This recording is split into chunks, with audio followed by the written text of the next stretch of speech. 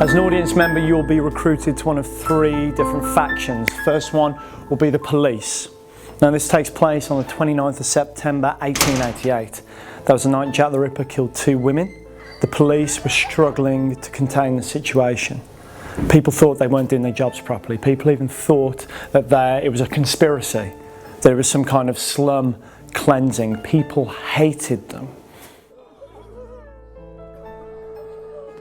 My name is Jamie Biddle. I am a creative director for Apocalypse Events, and this is our new production, Whitechapel 1888.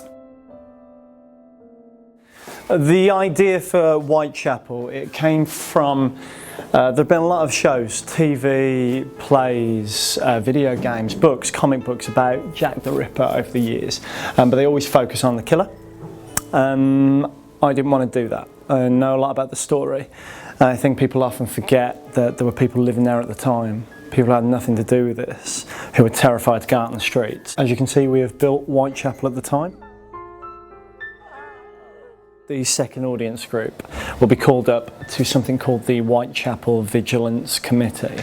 Now, it's a little known fact that at the time, after the second murder, groups of vigilantes started roaming the streets, and they would meet at the Crown pub in the upstairs room, and they would talk about how they were going to catch the killer, how they were going to deal out their own brand of justice. So this audience group, it'll be very, very heated, it'll be very, very angry. You get pulled in about 20-30 different directions. Obviously my main duty is to work with the actors and tell them what they need to do design-wise, but at the same time when you're trying to do that, and they will come up and say, what does this need to be, what does this need to be? So you just need to find a very, very calm part of your brain and not get at the end of your tether. You can't get annoyed with anyone because everyone's just trying to do their job. You know, it's just patience at the end of the day. They've all been secret location. The way we do it is, it kind of actually builds into the marketing plan. So when you say a secret location, it kind of goes a bit more mysterious and people really kind of get a bit more involved. So people will buy tickets and then we will do some kind of immersive reveal. So at the moment we've got a Daily Star newspaper that gets sent out via email with all the details of where to come. I can rehearse as much as I want, but the show changes as soon as the audience come in.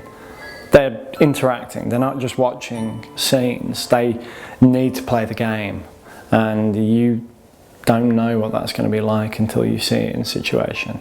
So you're kind of doing a guessing game until the first night.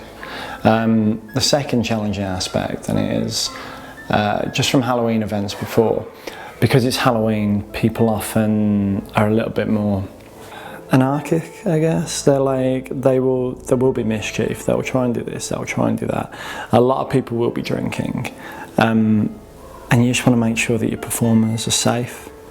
I mean, we have to keep an eye on it. I have to be down on the ground during the show in costume, making sure everyone's okay, making sure they know they have someone to speak to if someone is misbehaving. And we have to put various things in place to make sure the actors are, you know, perfectly fine during this show. Got all the buildings here, pretty much set up, in a bit of disrepair, but we're in the middle of doing it. We have St. Botolph's Church. Now the third audience group are not so lucky, unfortunately. They are homeless, but they find charity in here. The doctor will take them in. Now remember, in Whitechapel back in the day, there were very limited options if you needed to work. And he drops them off down to our centrepiece, which is the infamous 10 Bells pub.